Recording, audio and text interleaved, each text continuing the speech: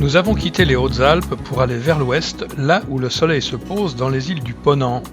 Nous sommes à Quiberon, porte d'entrée vers Belle-Île-en-Mer.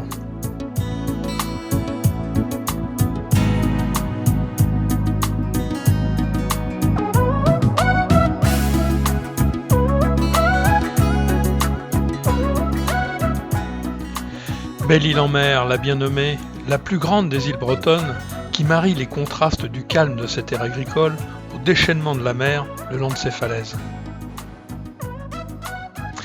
Alors c'est parti pour le covoiturage du jour, ou plutôt le cobateaurage.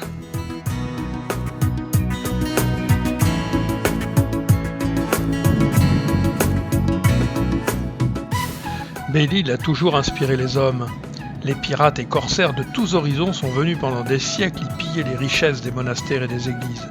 Les armées des royaumes anglais et néerlandais ont toujours cherché à s'en emparer afin de disposer d'un poste avancé face aux ports de l'Orient ou de Nantes.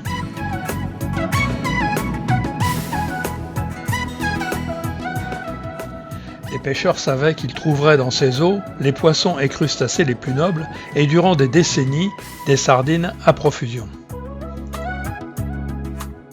Puis des artistes et peintres, Sarah Bernhardt, Claude Monet, des écrivains, Gustave Flaubert, ont fait sa réputation.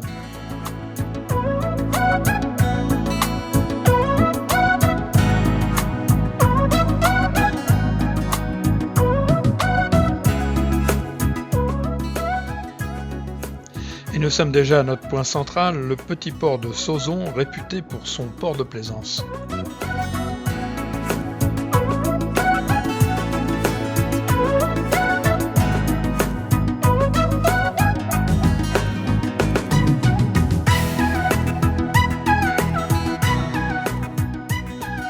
Tiens donc, le Penduic 3, construit en 67 pour Éric Tabarly, vient nous saluer.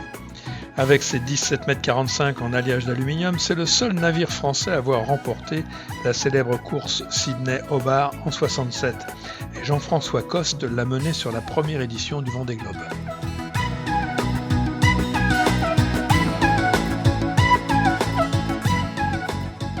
Voilà, les valises sont posées dans notre auberge de Vieux Jeunes, un bon bain pour une mise en forme, et on est paré pour la randonnée pédestre entre ciel et mer.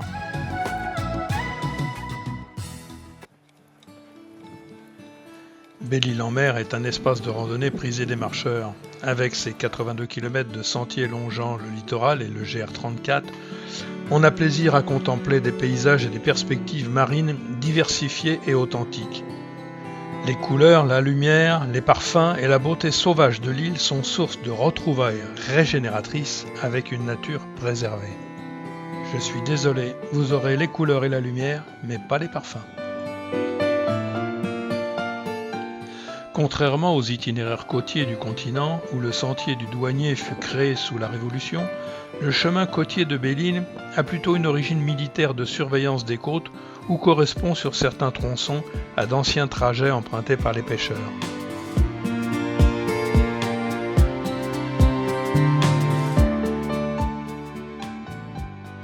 Ça sera pour ce soir.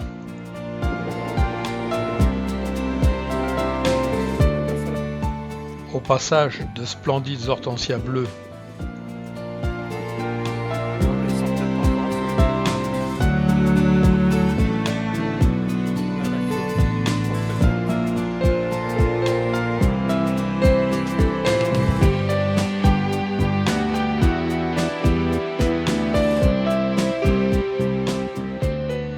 Nous approchons de la pointe des Poulains qui offre un panorama grandiose.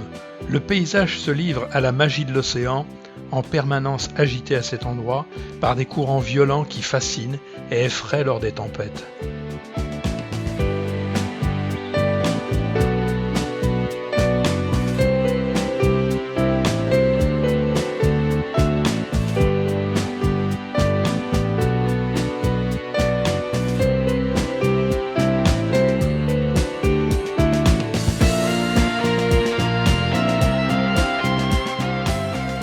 Sarah Bernhardt s'éprend du site. La première fois que je vis Belle-Île, je la vis comme un havre, un paradis, un refuge. J'y découvris à l'extrémité la plus venteuse un fort, un endroit spécialement inaccessible, spécialement inhabitable, spécialement inconfortable et qui par conséquent m'enchanta. Elle achète un ancien corps de garde désaffecté et décide d'en faire une maison de vacances. Elle y passera les 30 derniers étés de sa vie, entourée de sa famille et de ses amis.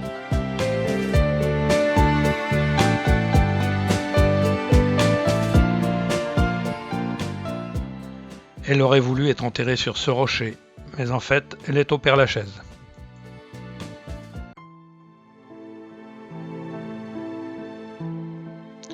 Nous sommes maintenant sur la côte ouest, plus sauvage et d'une beauté violente.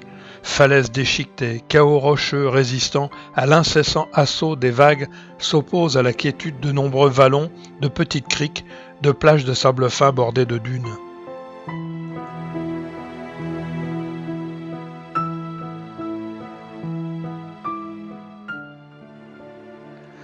Une véritable palette de couleurs et de contrastes.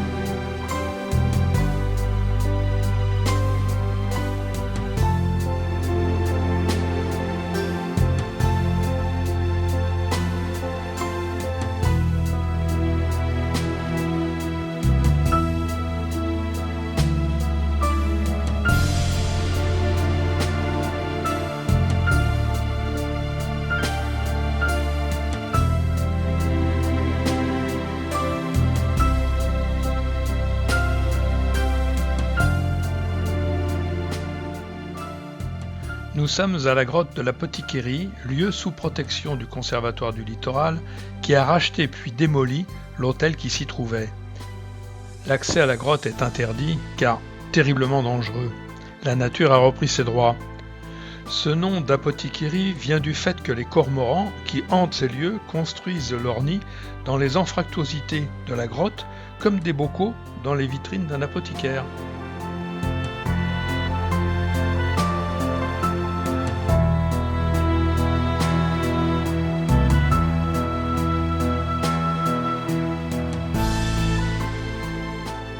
Nous arrivons à l'ancien sémaphore d'ère astélique.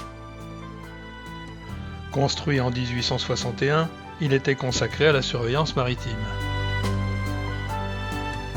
Il a été désarmé avant la Seconde Guerre mondiale et nous verrons son successeur plus loin.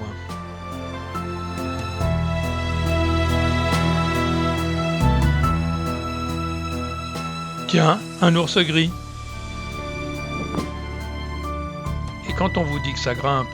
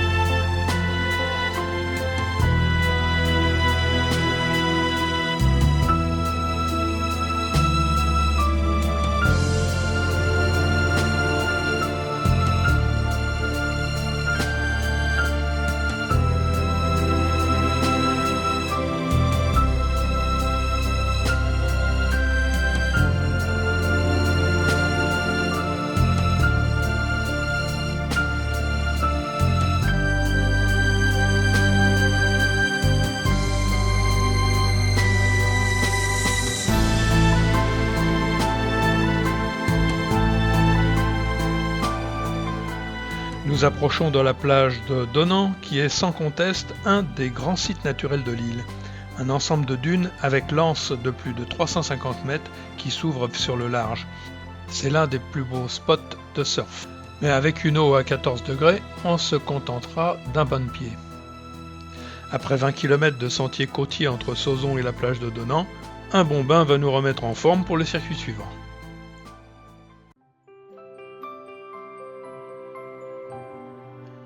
Les côtes tournées vers le continent sont formées de criques abritées et de belles plages de sable fin. La plus belle étant la plage des Grands Sables et ses 1,8 km de long. C'est également celle où l'on trouve le plus de vestiges de la guerre des 7 ans. L'île a été sous occupation anglaise. Nous allons aujourd'hui partir de Locmaria pour aboutir à Le Palais.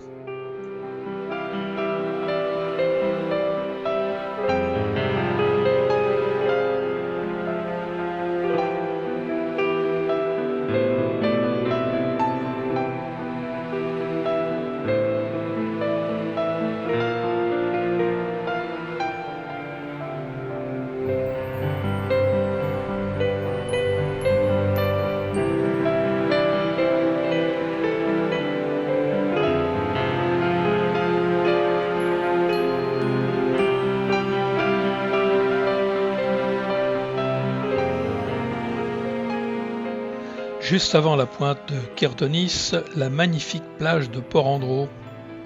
Les troupes anglaises y débarquèrent en 1761, occupant par la suite l'île pendant 2 années.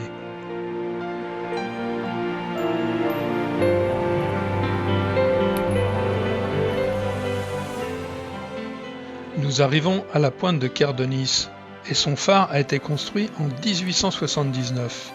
C'est dans ce dernier que les enfants du gardien se sont rendus célèbres en 1911 en assurant toute une nuit la rotation de la lanterne lors de la mort subite de leur père.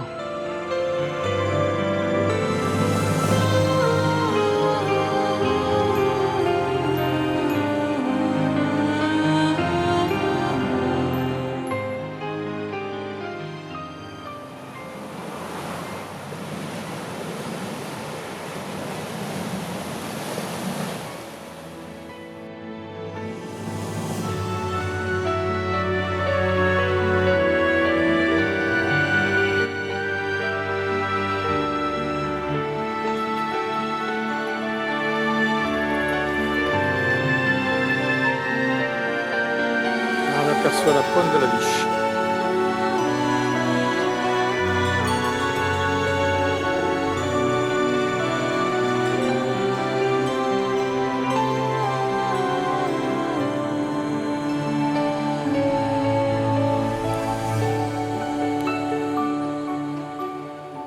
Et alors, ça vous donne pas envie de vous baigner ?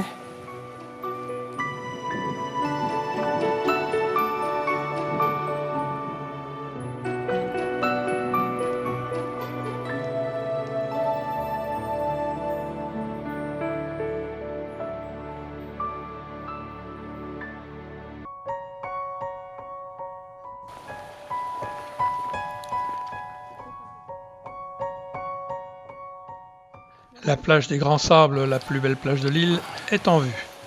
Pour arriver ici, on a 2 options possibles. Ou on monte par le chemin côtier, ou, comme c'est marée basse, on reste sur la plage. Allez, on va choisir l'option plage. Cette plage, par son étendue et la proximité d'un bon mouillage, offrait un lieu privilégié pour un débarquement ennemi, si bien qu'à la fin du XVIIe siècle, elle était déjà défendue par 5 batteries. Au milieu du XVIIIe siècle, de nouveaux ouvrages et des retranchements maçonnés, disposés pour l'artillerie et l'infanterie, complétèrent le dispositif de défense de la plage, dissuadant les Anglais d'y débarquer en 1761. Ce barrage de plage existe toujours dans ses grandes lignes.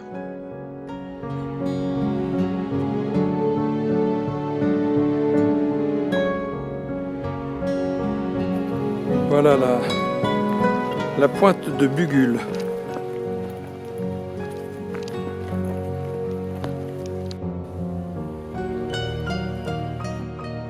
On aperçoit maintenant la pointe du Gros Rocher. Le dit Gros Rocher abritait dans le temps un fort. Les falaises de bord d'Ardoué constituent une véritable curiosité géologique.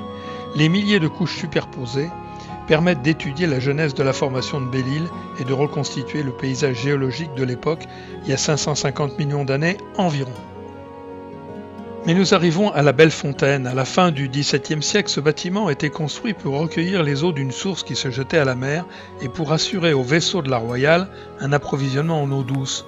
Le réservoir contient environ 850 000 litres d'eau. Les barques venaient remplir les tonneaux des vaisseaux, accostaient au quai et les robinets permettant de laisser l'eau s'écouler par des gargouilles. L'accès des navires ennemis était défendu par une batterie et des retranchements. La falaise escarpée de chaque côté s'opposait à tout débarquement.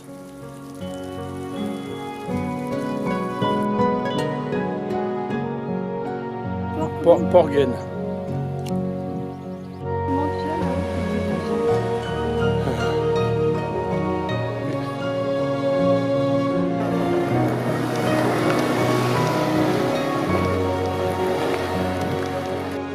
À l'évidence, l'arrivée est proche.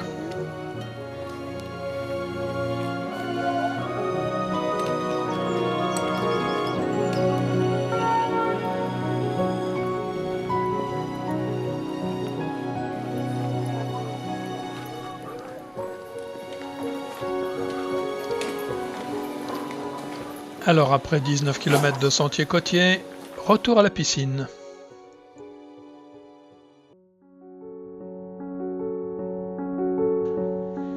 Alors le circuit du jour va nous mener de la plage de Donan, souvenez-vous, la grande dune de sable, pour aller jusqu'à la plage d'Erlin avec un moment de beauté intense en passant aux aiguilles de coton.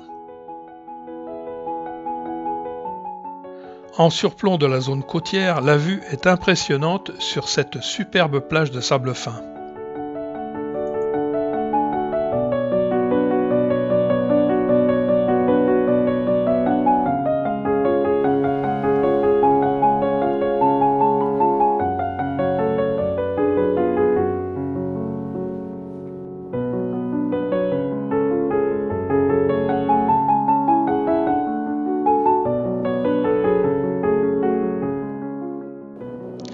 Et nous retrouvons avec un plaisir intense la côte ouest la plus sauvage et ses failles déchiquetées.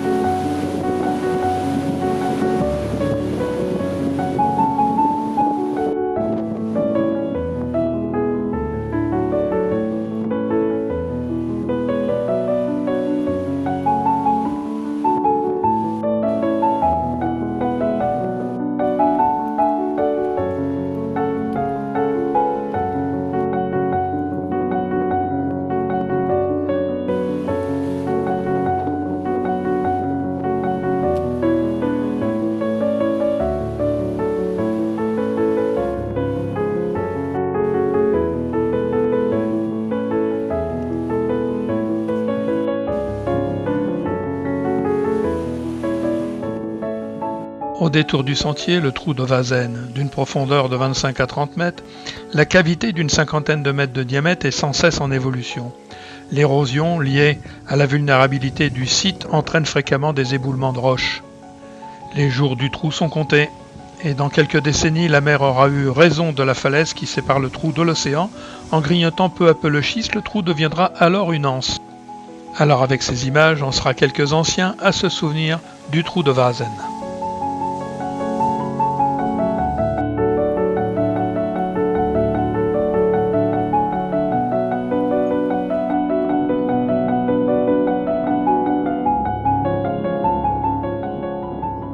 Ah, nous apercevons au loin le grand phare de Belle-Île. Approchons-nous. C'est une tour de granit de 92 mètres au-dessus du niveau de la mer, édifiée de 1826 à 1835. Sa portée est d'environ 50 km, ce qui en fait un des plus puissants d'Europe. Il saurait résister à des vents de 400 km/h.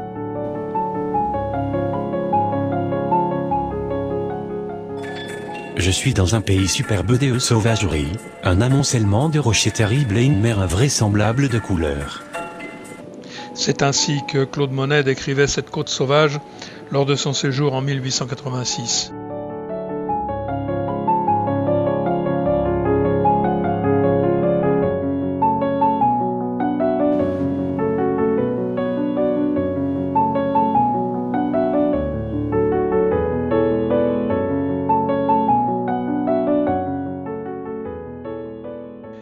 rochers qui forment les aiguilles entretiennent l'imagination. On croit reconnaître le Mont Saint-Michel, un chien hurlant, un sphinx ou encore la tête de Louis XVI.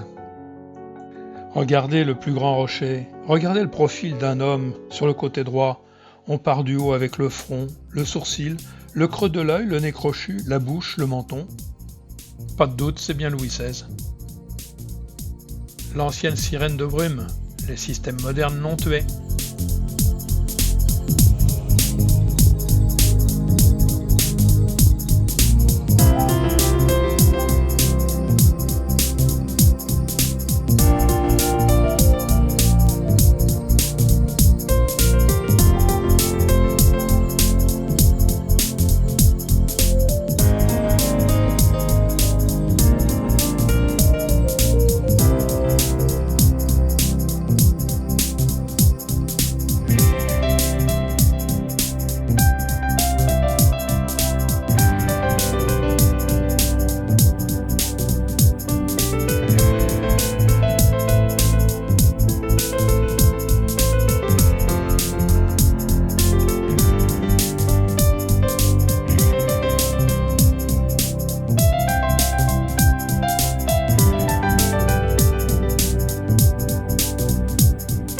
Un ours qui est assis sur ses fesses qui est en train de rigoler. Encore un nounours.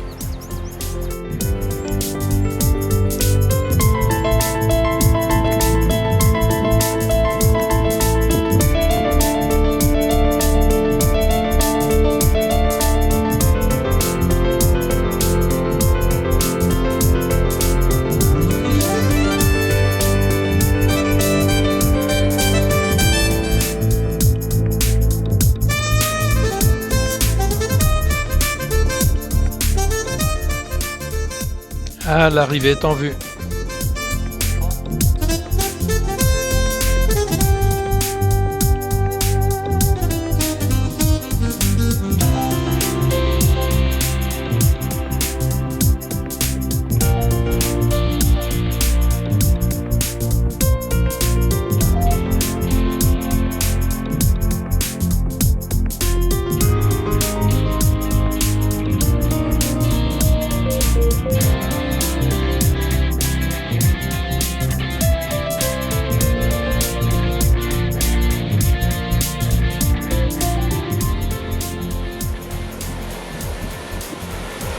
Encore un beau circuit de 20 km. Alors ce soir on fait de ça piscine, chaise longue, fruits de mer et un buffet de dessert.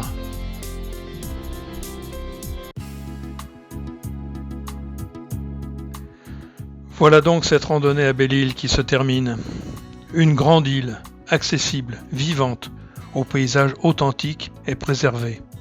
Un littoral sauvage que longe un sentier de randonnée parfaitement entretenu sur plus de 80 km. Belle-Île, une île de culture qui a su de tout temps attirer les artistes, poètes, écrivains et peintres. Et puis aussi, une île de saveurs. Heureusement qu'on a beaucoup marché.